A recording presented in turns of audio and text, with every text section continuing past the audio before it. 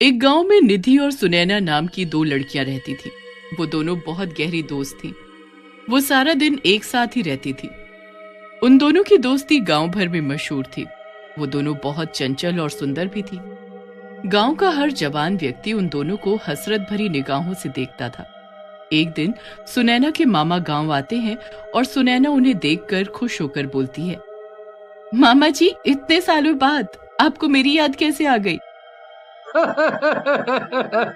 याद तो आनी ही थी सुनैना। तुम्हारी मामी ने तुम्हें बुलाया है। वो तुम्हें बहुत याद कर रही है। और चिंटू का 2 दिन बाद जन्मदिन है ना, वो भी तुम्हें याद कर रहा है। मैं तुम्हें ले जाने के लिए आया हूँ। सुनैना ये सुनकर खुश हो जाती है। वो निधि से कहती है, चल निधि, तू भी हमारे साथ चल। मेरा वहां अकेला मन नहीं लगेगा। जरूर चलती सुनैना तेरे साथ, मन तो मेरा भी नहीं लगेगा, लेकिन घर में माँ बीमार है और वैसे भी कुछ दिनों की बात है, तू तो आ ही जाएगी। सुनैना अपने मामा के साथ शहर चली जाती है और निधि अकेली रह जाती है। गांव के 2 बिगड़ैल युवक अशोक और रंगा निधि पर बुरी नजर रखते थे। एक दिन निधि गांव के ही तालाब के सामने बैठी हुई सुनैना को याद कर रही थी कि अचानक अशोक और रंगा की नजर अकेली बैठी निधि पर पड़ती है। अशोक रंगा से हंसते हुए कहता है, देख लो रंगा भाई, आज तुम्हारी भाभी अकेली है। यही मौका है, क्यों ना मैं अपने दिल की बात तुम्हारी भाभी से कह दूं। चुप कर फटीचर आदमी। वो मेरी भाभी नहीं, तेरी भाभी है। कभी अपनी शक्ल देखी है? आईने में फटा हुआ अंडा लगता है तू। रंगा भाई, आज इसकी दोस्त सुनैना यहाँ पर नहीं है ना, हम लोग इसीलिए झगड़ रहे हैं। अगर वो भी यहाँ होती तो हम दोनों एक एक से दोस्ती कर लेते हैं। और तुझे क्या लगता है, अगर सुनैना यहाँ होती तो क्या वो भी हमसे दोस्ती करने के लिए मान जाती? क्यों नहीं रंगा भाई, दोनों सहेलियां साथ साथ ही रहती हैं। अगर एक से भी हमारी दोनों में से दोस्ती हो जाती तो दूसरी भी अपने आप आ जाती। ये कहकर दोनों छिछोरी हंसी हंसने लगते हैं और दोनों दबे पांव निधि के पास जाकर खड़े हो जाते हैं। अचानक निधि की निगाह उन दोनों पर पड़ती है। निधि उनके इरादे भांप जाती है और वो गुस्से से उन दोनों की तरफ देखकर कहती है, तुम दोनों यहाँ क्या कर रहे हो? तुम यहाँ पर अकेली बैठी थी। हमने सोचा चलो तुम्हारा अकेलापन दूर कर दिया जाए। क्यों ना तुमसे दोस्ती कर ली जाए। अपनी बकवास बंद कर। मुझे ज्यादा परेशान करेगा ना तो मुखिया जी से शिकायत कर दूंगी। अभी परसों ही तो चप्पल और चिमटी से तुम दोनों गांव भर में पिटे हो, फिर भी अपनी छिछोरी हरकतों से बाज नहीं आते। चले जाओ यहाँ से। निधि की बात सुनकर अशोक और रंगा गुस्सा हो जाते हैं। अशोक गुस्से से रंगा से कहता है, रंगा भाई, ये कुछ ज्यादा बोल रही है? आज इसे अपनी भाभी बना कर ही छोड़ो। हाँ। रंगा निधि को पकड़ने के लिए बुरी नीयत से आगे बढ़ने लगता है। निधि ने उसके इरादे भांपकर जैसे ही भागने के लिए अपने कदम बढ़ाए कि उसका पैर किसी पत्थर से टकरा जाता है और उसकी वहीं मौत हो जाती है। ये क्या किया तुमने रंगा भाई? तुमने तो इसे मार दिया।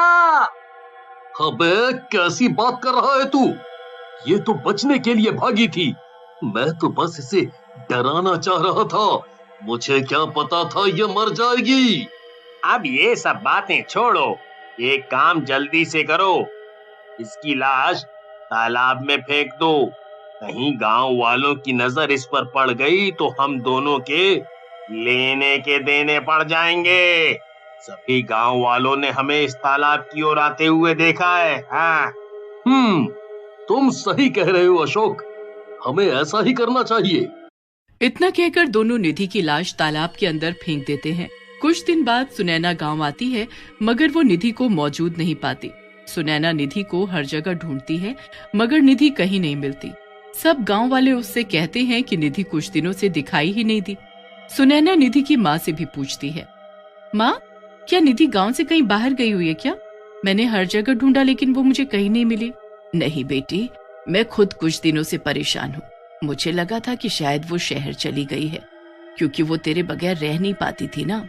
ठीक है माँ, मैं चलती हूँ, आप परेशान मत हो, आ जाएगी वो घर। उदास होकर सुनैना उसी तालाब के पास जाकर बैठ जाती है जहाँ पर निधि की मौत हुई थी। सुनैना वहाँ पर रो रो कर निधि को याद कर रही होती है। मेरी प्यारी सहेली निधि, तुम कहाँ चली गई? मैंने तुम्हें हर जगह ढूंढा, लेकिन तुम कहीं नहीं मिल रही। आखिर कहाँ हो तुम? तुम्हारे बगैर मुझे बिल्कुल भी अच्छा नहीं लग रहा। निधि, तुम कहीं भी हो, वापस आ जाओ।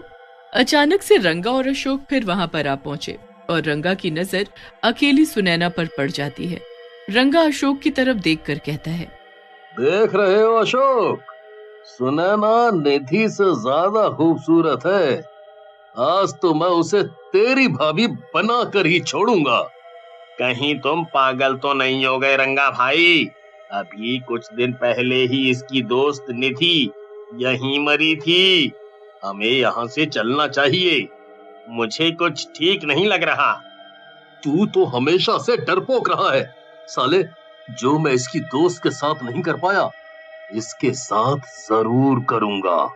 इतना कहकर रंगा सुनैना के पास चला जाता है। सुनैना उन दोनों को देखकर चौंक जाती है। रंगा सुनैना की तरफ देखकर कहता है, कैसी हो मेरी जान? लगता है यहाँ पर बैठकर अपनी दोस्त को याद कर रही हो। कभी कभी हमें भी याद कर लिया कर जाने मन। रंगा ने ये बात कही ही थी कि अचानक चारों तरफ हवाएं चलने लगती हैं और तालाब के अंदर से अजीब अजीब सी डरावनी आवाजें आने लगती हैं। ये देखकर रंगा और अशोक बुरी तरह से घबरा जाते हैं और देखते ही देखते तालाब के अंदर से एक भयानक चुड़ैल निकलती है और रंगा और अशोक का गला पकड़ लेती है और उनकी तरफ गुस्से से कहती है, क्या बात है मेरे राजा? आज मुझे देखकर प्यार नहीं आ रहा? आज मुझे देखकर प्यार नहीं करोगे? चुड़ैल! अशोक भाई, ये कहां से आ गई? हाँ, मैं चुड़ैल हूँ। मैं उसी वक्त चुड़ैल बन गई थी जिस वक्त तुम दोनों ने मुझे उस तालाब के अंदर फेंक दिया था।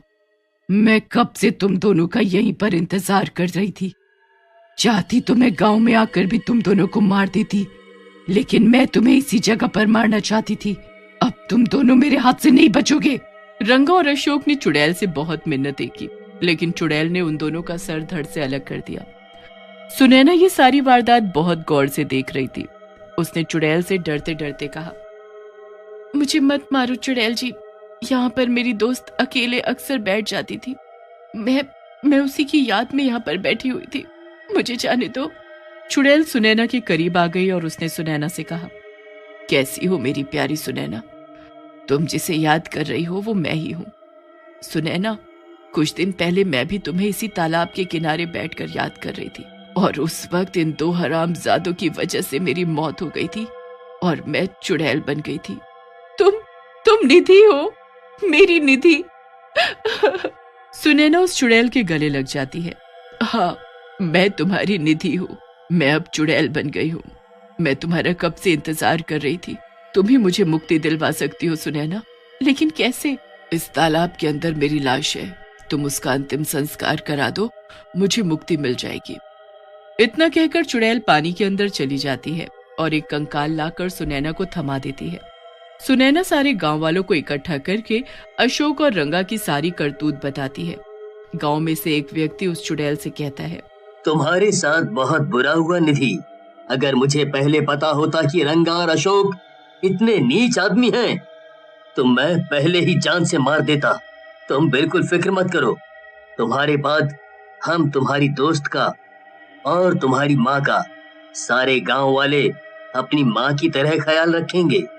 गांव वाले निधि का धर्म कर्म के अनुसार अंतिम संस्कार कर देते हैं और निधि चुड़ैल के रूप से मुक्त हो जाती है और उसकी आत्मा को शांति मिल जाती है।